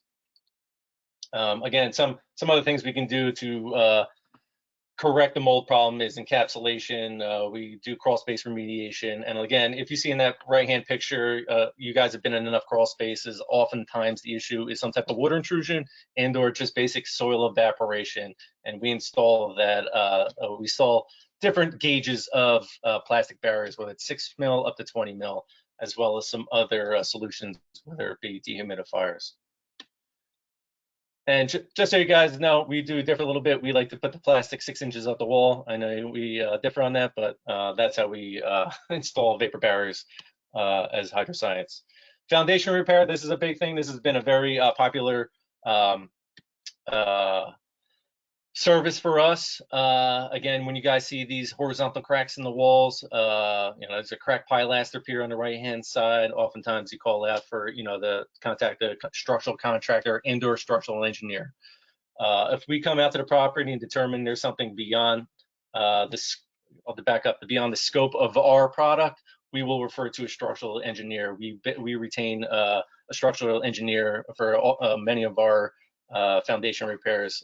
They can actually comment on the actual integrity of the wall and produce a report. And hopefully it requires carbon fiber straps, but if not, we can, if it requires something else beyond that, we can absolutely facilitate. Again, these are the carbon fiber straps. This is a recent one we just did in Seeger. It's a pretty cost-effective solution. Each strap has about 10 times the strength of doing a pin and grout system. When we're breaking up, channeling out the wall and installing a pin and obviously the grout. It's a very cool system. And again, if you guys come across these instances, these horizontal cracks, vertical cracks, we will come out and do a site inspection. But if we think it's something beyond, we absolutely have the engineers available to you guys. So again, I try to keep it quick for everybody. Again, these are our services. We do some things beyond this. That's our our office number below. That's my email address. Obviously, Neil has a lot of this information. Please feel free to contact me directly. Again, we're here as a resource. When you guys get into these situations where you can't comment beyond your actual service, please consider us a resource to help, assist your clients moving forward. And I would just like to give a quick testimonial to Ashi, being involved with you guys and being able to work with some of you guys. We had a client reached out to me asking about a stucco inspection. That's something we do not know, but I reached out to Neil. He was able to provide me one of your colleagues' contact information who actually does the inspections. I was able to refer that person on to them. Hopefully it all worked out, but for us, that makes us look a little bit better for our clients and our realtors to know that they can contact us and we'll have whether we don't have the answer, we can provide them an answer or a referral for someone who can do it. And we're very confident and comfortable referring any inspector from the ASHI group to address those needs. So hopefully that wasn't too long. I really appreciate your guys' opportunity to talk to you for a quick couple minutes here tonight. And please feel free to reach out to myself or anybody at Hydroscience Group. Thank you, Jack. That was a pleasure hearing from you. I hope everybody did hear it. I'm sorry if there was a problem with the screen, but everybody remember Jack from Hydroscience Group HG, Environmental Services. If you have any questions, please reach out to us. Otherwise, have a great day. Good night, everybody. Thank you, Neil. You got it. Thank you, Jack.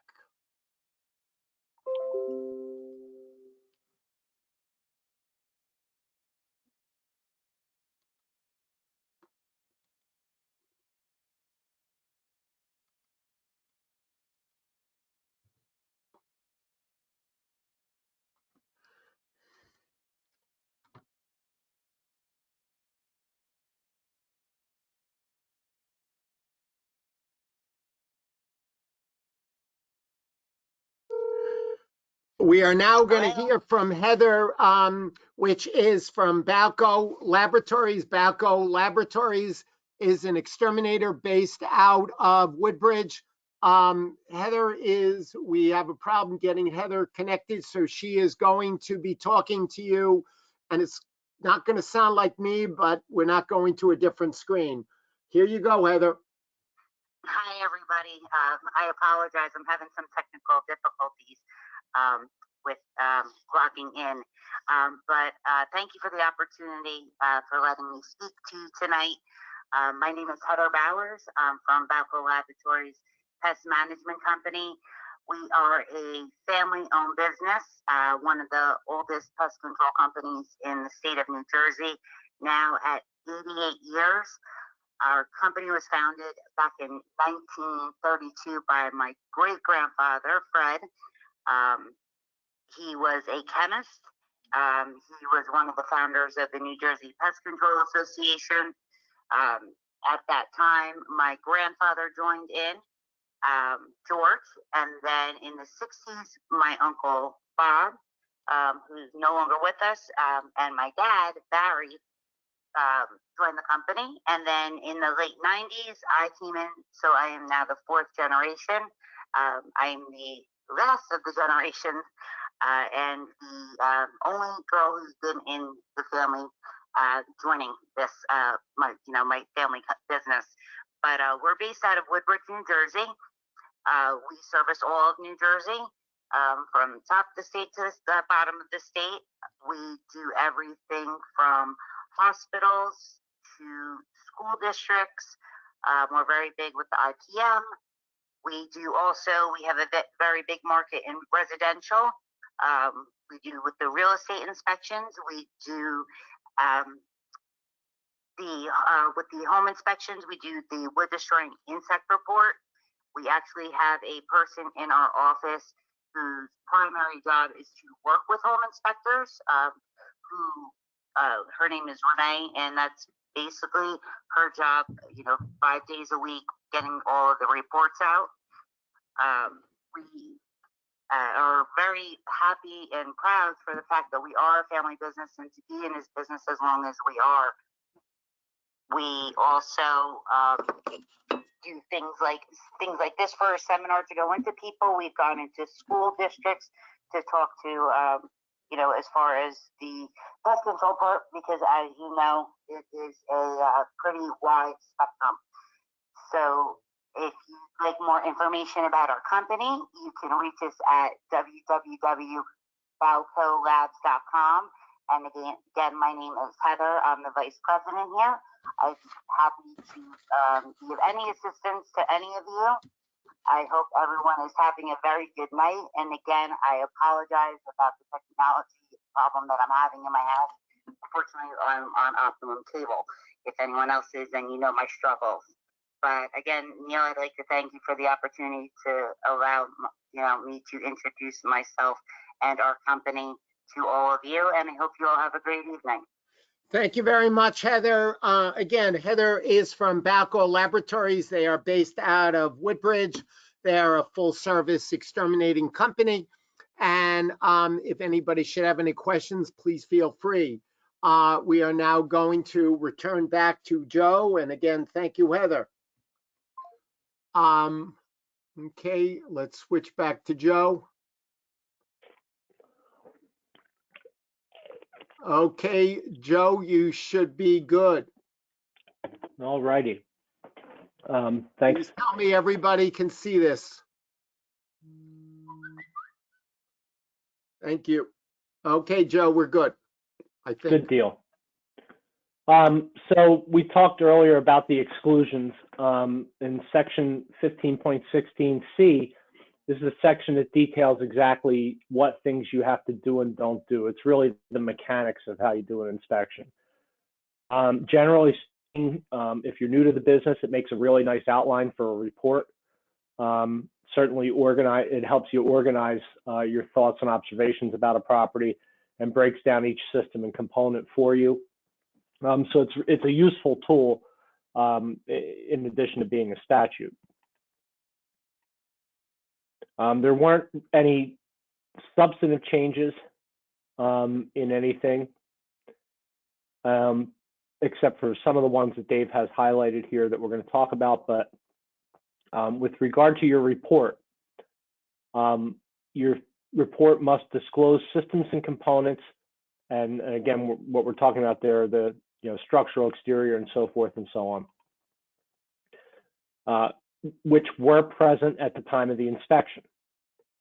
Disclose systems and components that were present at the time of the inspection, but not inspected, and the reason they were not inspected. So going back to what we said earlier about, there's occasions where you can't access an area or a system or component because of a safety issue or a conspicuity issue or a size issue. It's also important that in your report, you identify that you couldn't inspect that area or system or component that would normally be inspected and the reason why. Now, again, they don't require here, that you tell the client that they should have it done prior to the end of their inspection period, but that's just good practice in terms of avoiding claims. If a system or component was present at the time of the inspection but not inspected at request of the client, or because the system or component could not be observed, the report must note this. And again, that's kind of what I just said there, that if something can't be seen, you need to note that. So there's no change, but this is something Dave, I think, adds in. You have to describe the systems and components specified, state material defects found in those systems. And again, material defects are condition or a functional aspect of a structural component or a system that substantially affects value, safety, or habitability.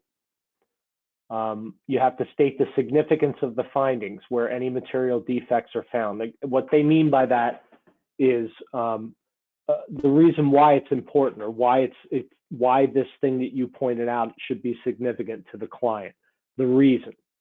Now, we don't have to tell the cause or future problems that might occur, but we do have to make an effort to tell the client why it's important that they act on this particular thing. And so anything that's found to be a material defect requires that you then tell the client why you're identifying it as a material defect. Why is it important? And I've heard from time to time from different members of the board, when I've asked about, you know, what they see and don't see, that they get a lot of claims where the inspection report doesn't hit this issue, the significance of the findings. And it's critical because, you know, that's really where the client, you know, realizes reading why that's so important. And it's, if you tell them in a way that inspires them to take action, you know, there's a better chance that they're going to do that, and then certainly an even greater chance that they'll never have a claim related to your work. And then if you do find a material defect, you have to make a recommendation to repair, replace, or monitor, or to obtain examination and analysis by a qualified professional, tradesman, or service technician without determining the methods, materials, or cost of correction. So, you know, certainly replace and repair are easy to figure out there. I'm not a big fan of monitor. I don't know when there's a situation where you tell somebody to monitor something that is already a defect. And then it's certainly obtain examination or analysis by a qualified professional is critically important. There's no requirement here that you say what type of professional or whether they be licensed or properly certified, et cetera. And there's certainly no requirement that you provide them with a reference. However, you do need to tell them that you should have an examination by a qualified professional. I expect most of your clients are looking to you to say what type of professional. And so make sure, again, that, you know, you're using the right terminology. You know, I've had claims where somebody reported a stone and mortar foundation wall as needing the work of a mason when it really needed an engineer. So, you know, just make sure if you're giving that advice, you're calling out the correct professional in your report. Again, it's not incumbent upon you to decide how or it should be fixed or the cost. And then just like your agreements, you have to retain copies of all these reports for a period of 5 years upon completion of the report. And then again, they add in here that, you know, you're permitted to report on things in addition to the things that are required, as long as the inspection and reporting is based on your professional opinion, prior work experience, education, and training, unless there's something particular in these standards that prohibit you from doing a certain thing. So the easiest example, again, is with engineers. If you have an engineering license in the state of New Jersey, and you're able to write engineering reports, you can include a much more detailed analysis of the structural system and foundation in the house. And you can put your PE stamp on it. That's all fine. Just remember, if it's any service that requires a particular license or certification, you have to have it in order to offer those services. And again, there's nothing prohibiting you from contracting with the client for an additional fee for additional inspection services, provided you have the education, training, and certification. Again, like with regard to insurance, with our company, we insure our insureds for all these various ancillary services that they tell us they do. And if you need special training or certification or registration, we check to make sure you have that. And so that's true probably of most companies. But you need to make sure, again, that if it's anything that requires some specific education or certificate or license, you really need to have it. And there's nothing preventing you from excluding systems and components from the inspection, provided that that's set out in the contract. And again, certainly has to be set out in the report. That something that would normally be inspected and is present is not being inspected, and the reason why. It's critical that you have that information in there.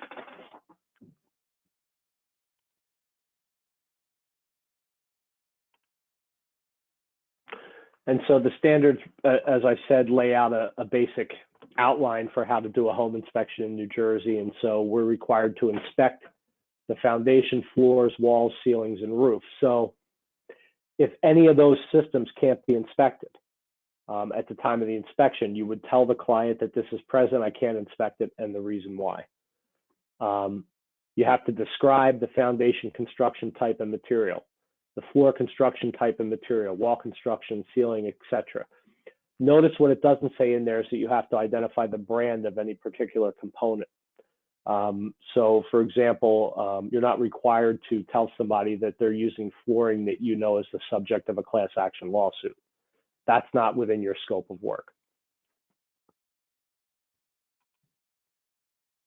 And with regard to the structural components, you must probe structural components where deterioration is suspected, unless the probing would damage a finished surface. Over the years, I've had a lot of claims where part of the allegation is that, you know, the inspector would have known this beam was rotted had they just done a probe. And you know, the argument always is, well, a probe by its nature is going to cause damage, but you know, they say, well, you know, if you see something and it's that visible, it's already damaged, so you should probe it. You know, I can't tell you how to run your business. I mean, you have sellers who are going to yell and scream if you scrape or move anything in the house, and if you're doing it for a buyer. So I can't say what the right way to approach that is, except that know that, you know, that's one of the things and one of the times where the standards do put the onus on you to do some form of limited destructive testing. And so if you find that it's something should be probed, but you fear it's going to cause damage, you can tell the client that and say, you know, I don't want to probe this. It appears to be damaged already, and I don't want to damage it any further, but this is something you need to investigate and make determinations about it prior to the close of your inspection contingency period.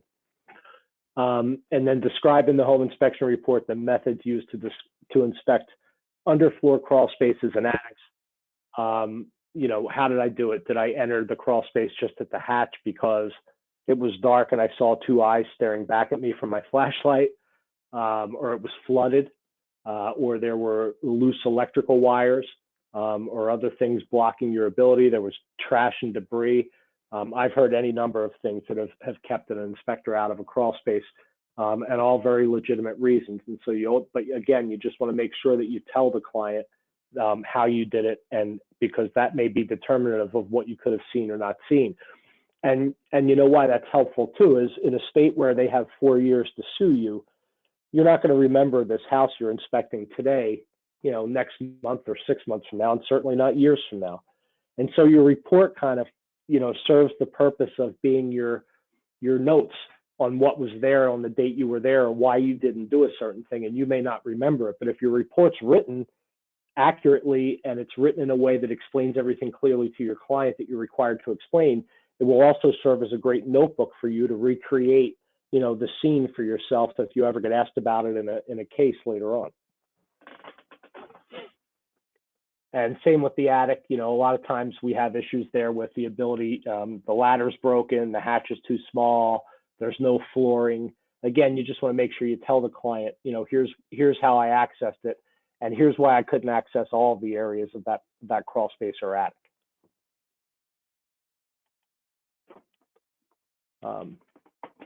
There were changes to the mandatory tools and equipment section in 15.17. Neil, do we have any questions on any of the stuff we went over? Because this is kind of a transition part here. No, there are no questions at the moment. Oh, good. I'm glad I was able to help everybody fall asleep. Thank you. But we'll go ahead and move through these.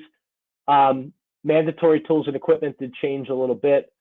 Originally, it was a flashlight or another equivalent light source with a minimum 15,000 candle power illumination. That has changed. A flame inspection mirror, a ladder minimum of 11 feet in length. Now, just because you have to have the 11-foot ladder doesn't mean that you have to use it in every instance. It has to be available to you, but it's to be used at your discretion. The way I've seen that come up in claims would be in situations where the inspector examined the roof from the ground with binoculars, and if they had used their 11-foot minimum ladder against the building, they might have seen a different vantage point and perceived a different defect that wasn't seen from the ground with binoculars, or that you could have used the ladder in the interior to get access to a ceiling and do a moisture meter read to see if a stain was active. So it does come into play, and so you need to make sure that it's there with you at every inspection. The flame inspection mirror, an electrical outlet tester with ground fault circuit interrupter testability, tools necessary to remove common fasteners or covers on panels, a measuring tape, a probe, thermometer for testing air conditioning. And again, with that, that doesn't mean you're testing, the quality of the air conditioning or the flow in the different rooms and so forth. You're testing that to see if the air coming out is within the normal specifications for cooling.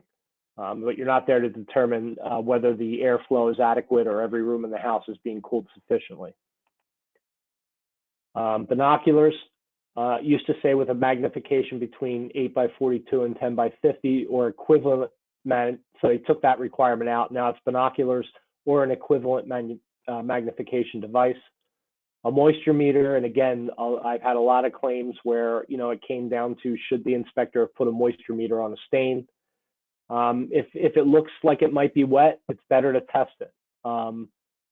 It's not going to tell you if it's going to be wet again tomorrow, but you can tell your client that it's dry right now, but it's there, and so it happened at some point, and you should inquire further from the seller. And again, there's no harm in giving your client some homework. They're about to make probably the biggest investment of their lifetime or sign off for 30 years of torture to pay for it. It's okay to give them some assignments. And one of them might be that, on a stain that tests dry at the time you're there, telling them that they can, inquire of the seller to determine, what the cause was or if it occurred more than once. You have to have combustible gas leak detection equipment, and you have to have a voltage detector. And then again, they put in here that this is not an exhaustive list of the tools and equipment to be used during the performance of the inspection. And you may use any other tools or equipment in which your professional judgment you believe is necessary to adequately perform a home inspection. Now, this leaves it a little bit open when we have claims. I've seen home inspectors who use laser measuring devices to determine slope and floors. And not every inspector has that tool at their disposal. And the question becomes, is that the state of the art? Or IR cameras? Some inspectors use them on panels and on other areas that might produce extreme heat, or they're using it to look at the building envelope, or stucco to determine if there's any water inside, or searching for animals, whatever the case may be. But does that become then the standard of care? And that comes up a lot, and there's no answer in these regulations. So you could have an expert testify for a plaintiff in a home inspection case that a reasonably prudent inspector would have had an IR camera in addition to all these mandatory tools, and that this is just a bare minimum list. And it's really up to then at that point, the credibility of the expert, because it's not something that's specified in here. And so keep in mind that, that you need to be abreast of what the current best way to do an inspection is, and what tools might be critical or help you do better, because it may be that you'll be judged by that standard, even where you're not required to have that tool as a matter of law. Remember that the standard always is, in addition to these, what would a reasonable home inspector in your area do? or use in response to a particular condition or situation. This section talks about the advertising and marketing efforts you're allowed to do, and we dealt with a lot of these when we talked about the ethical guidelines and the prohibited practices about, what you can do to promote your business. These regulations deal more with the actual, something somebody looks at, like a website or a business card or a vehicle, or your stationery or your contractor report. And so a lot of these regulations deal more with like something that would historically be printed, but now we might look at on a computer or a pad instead. And so these definitions, advertisement or advertising, means any attempt, either directly or indirectly, by publication, dissemination, solicitation, endorsement, or circulation in print or electronic media to induce a person to enter into an agreement to accept home inspection services. That's a really wide net. But basically what they're telling you here is anything you can think of that might promote your business directly or indirectly is an advertisement and is subject to these particular regulations. And of course, electronic media includes radio, television, telephone, fax, computer, and the internet. And I would say to you, internet, the subset there is social media, and chat rooms and other ways that we might advertise or market ourselves online. The following words and terms have these definitions. Print media, that's pretty easy to explain: newspapers, magazines, periodicals, journals, telephone directories. I haven't seen one of those in a long time, but or circulars, handbills, flyers, or other publications, the placemat at a diner, any way where you're printing something about your business. And of course, any radio and television advertising. We don't see a lot of that in this profession, but I do see some across the country. And this is not uncommon for any state that has regulations to make your radio and television advertising part of the regulations. And so any advertising by you has to have, at a minimum, your name, the words home inspector license number or home inspector license with number sign, followed by your license number. And here's the exact particular way they want you to write it. And so you need to be mindful of this. And it's a good practice to, there weren't any changes to this section, but, look at your business documents, look at your business cards, look at your website, look at all the ways you advertise your business, and just make sure that you're following all the rules here. Obviously, something like this, an error on something like this isn't going to cause harm to some consumer, but it would be something that might come up if a complaint is made against you by a consumer to the board, and in there they see your report or some advertising materials or marketing materials, and it doesn't meet all these qualifications, and you could be subject to a fine or suspension, or being forced to take additional continuing ed, depending on the severity of the violation. It has to have your business address, including the street name and number. Again, post office boxes are not used by home inspectors in New Jersey, or not permitted to be used by home inspectors in New Jersey. You have to keep all of your advertising for a period of 1 year from the date of the advertisement. So if you do some special flyer for an event that you're going to sponsor or market somehow, you need to make sure that you keep a copy of that. And if your website changes, it's a good idea to save some of the screens. And there's ways to do that, certainly beyond my expertise, but I'm sure my children can do it. But you can save those records so that you can show what was available to the consumer to view at a particular point in time. And then the home inspector whose name, business address, or license number appears or is mentioned in any advertisement shall be presumed to have caused, permitted, or approved the advertising, and shall be personally responsible. What does that mean? It means that even if you have an LLC, as a licensee, you can be held personally responsible for any suspension or fine. Keep that in mind, that your business structure protects you from civil liability. But as a licensee, you are individually liable for fines. You are individually liable for the content of any advertising that has your name, license number, business address, etc. attached to it. Now, one interesting thing that they didn't address, I don't think, in these changes, unless something in here Dave has proves me wrong. What do you do if you're a company that employs many inspectors? Do you have to put every one of their names and license numbers on the website? Does it have to be on the marketing? Do they each have to have separate business cards? I don't know what the answer to that is based on this. What it does say is if your name, business address, or your license number appears or is mentioned in any advertisement, it's presumed that you caused it and you'll be personally responsible for it. So if you work for a company but your license number or name isn't on the website, at that point, I don't think you can be personally responsible. But again, this takes the onus away from the business. And if you're a licensee and you work for a multi-inspector firm and your license number and name is on the website, you're personally responsible for the content. And this also means that you can't blame the print shop, the social media marketing expert you met at a trade show who's helping you with getting your posts out there and circulated. You can't blame it on the person who printed up your contracts. You can't blame it on the company that made your inspection report writing software. You're personally responsible. You're the captain of the ship, just like the surgeon in an operating room would be personally responsible, or an attorney as a licensee can be personally responsible to our licensing board. Commercial vehicles used by a home inspector have to be marked on both sides with the following information. The name of the home inspector in lettering at least 1 inch in height, the words home inspector license number or home inspector license with the number sign, and the same way you have to write the license out for any other piece of marketing or advertising material you do, has to have the license number there. In lettering at least 1 inch in height,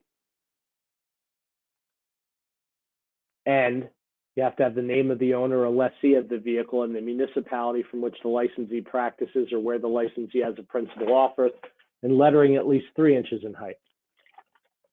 Where lettering is difficult due to the make or model of the vehicle, the size of the lettering shall be as close to 3 inches in height as possible within the limited space, provided the information required is clearly visible. So that only applies to commercial vehicles used by a home inspector. It doesn't apply if you're a home inspector that happens to use your personal vehicle. I believe commercial vehicles in New Jersey would be defined as something that the registration and the title are owned by or listed to a corporation or a person that's a sole proprietor that's using it for solely business purposes. So there's an argument to be made there that if it's your personal vehicle, you don't have to have this. But again, if you are running a company that has commercial vehicles, you want to make sure that you're in compliance with all these things because again, it's something that could come up and cause a fine or suspension, and it's just not worth the aggravation when it's relatively easy to fix. All of your business correspondence and stationery, again, that's letterhead, business cards, your inspection agreements and your inspection reports have to have the name of the home inspector, the license number, again, the way they specifically want it written out. Again, the business address, not a post office box. So it's important, again, that you look at not just your website or your brochures or anything else, but look at your pre-inspection agreement and your inspection report and make sure all this information is there on the document.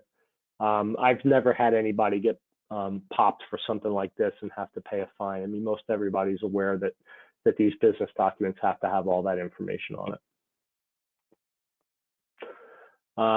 This section relates to 15.20 is suspension and revocation or refusal to renew your license. The committee may deny, refuse to renew, or temporarily suspend or revoke a license or issue a penalty upon proof that the licensee has obtained a license or license renewal through fraud, deception, or misrepresentation. Lying about having attended continuing ed, for example, would be something like this. Lied on something on your initial application. Those kinds of things can get you immediately suspended. If they find you've engaged in dishonesty, fraud, deception, misrepresentation, false promise, or false pretense. Misrepresentation doesn't have to be intentional. It can be a negligent misrepresentation, but if you've engaged in any of these acts, then that's a reason they can penalize you, fine you, suspend you, or refuse to renew your license or give you an initial license. Has engaged in gross negligence, gross malpractice, or gross incompetence, which damaged or endangered the life, health, welfare, safety, or property of any person. So, for example, let's say you have a claim where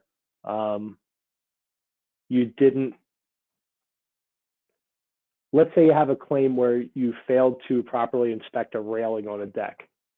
And there's clear evidence upon investigation that the deck was rotted out badly, that the railings were kind of held together by hope, and that it was clearly there were safety issues related to the deck, and it was so obvious to anybody that it's clearly, for somebody who's been trained in home inspection, it would be gross negligence. And what that really means is you didn't just screw up, but you screwed up so bad that it almost looks intentional. In that situation, the board can fine you. In addition to taking away your license, they can require you to take additional continuing ed. And so evidence in a civil case could be used as evidence in the action by the board, for example. So keep that in mind, that anything that's alleged in a civil case might then come back in a board investigation into whether you were committed gross negligence or malpractice. Joe? Yeah. One comment, or I'll throw this at you for a comment on your side. Upon the renewal of our license, you have to answer a question that you have completed the necessary 40 credits on and before April 30th. And what happens if you, in fact, have not done that and did not complete the 40 credits, and then subsequently thereafter you have an audit and you've only done, let's say, 35 credits? I'll throw the ball in your court on that one. Well, it's clearly a misrepresentation. And when you sign off on the renewal application, or anytime you make a representation to a licensing body, there's something written right there that tells you that it's important that you be truthful and honest, and that you're saying this upon your information and belief to the best of your ability. So you're attesting, as we call it in the law, that these facts are true. So it's clearly a misrepresentation of your educational status at the time you filled it out. So it would be point 2 here. It's clearly dishonesty, fraud, or deception, or at least misrepresentation. And since in your scenario you've obtained your renewal and it was later found out in an audit, you violated number 1 because you misrepresented, again, your education. And so the facts around that, in my experience, would be critical to how badly this is going to affect you with the board. If there's no question that you intended to lie, I could easily see your license being suspended, or they refuse to renew it, suspended indefinitely, revoked. I could see them fining somebody significantly for something like that. Now, listen, if it's an honest mistake, I don't know what they would do in that situation. I expect that there would still be some punishment, but it might not be as severe as losing your license. But it's going to depend on the facts, and the board has wide latitude to decide, what kinds of things make one violation more egregious than the other. But there's also civil penalties generally related to lying to a government entity to obtain a license. And I'll tell you, the very worst situation would be this comes up, and it also comes up in a civil case, and it's a big case, and the plaintiff's lawyer finds out that you actually shouldn't have had a license in the first place because you didn't have the proper amount of continuing ed. That's going to be a real problem in the civil case. And again, it might be a fraud count that would add damages that wouldn't be covered by any insurance policy that you might have. So there's many ways why that could go wrong, but it's going to at least be a material misrepresentation, and depending on the level honesty related to it. It could be a way for you to lose your license permanently. And keep in mind too, that can affect your licensure in other states. And so right now, New Jersey's surrounded, by New York, which is a licensed state. Pennsylvania is about to be. Delaware is. Every place around us is a licensed state now. And so if you have a license in another state, that license may be in jeopardy because of what is alleged against you or happens to you in New Jersey, which obviously would be catastrophic for anybody trying to run a business and home inspection. I thank you for that very detailed answer. Just as a FYI, we're approaching the 8 o'clock hour. How much more do you think you need? I think this is actually, a relatively good stopping point, except to say that with regard to suspension or revocation, it's important that if you do get convicted of or engaged in any acts constituting a crime or a moral turpitude offense, there can be additional fines.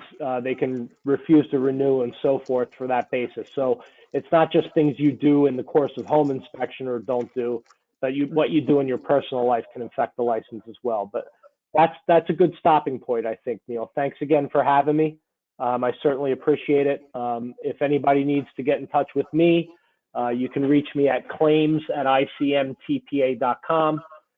Certainly, if you're looking for an upgrade in your insurance, I can guarantee you our quote will be significantly better than what you have. And I think you'd find the coverage to be pretty good, especially with a lot of the bells and whistles. And if you'd like information on that, you can go to Elite MGA's website. Or if you're already working with Ben's offer, you can certainly talk to him about it. And again, thank you everybody for having me. I appreciate it. And happy holidays to everybody as they're coming up, and best wishes to stay healthy. Joe, I do thank you very much for helping us and filling in for Dave through his filling in for Dave right now. So again, same to you. Have a very happy holiday. Thank you to all the attendees that have taken part and been part of this virtual seminar. I have sent as a comment to everybody what Joe's information is. If you should need a quote, if you should need that information, Joe had just given that to you. And you can also contact me for the direct number for Elite to get a quote. So again, I do thank everyone for attending tonight's seminar. The certificates will be forthcoming. And as somebody just said, everybody have a very happy, safe Thanksgiving. And we hope to see everybody in person in March. And don't forget, April 30th is around the corner. So everybody have a great evening. And take it easy. Good night.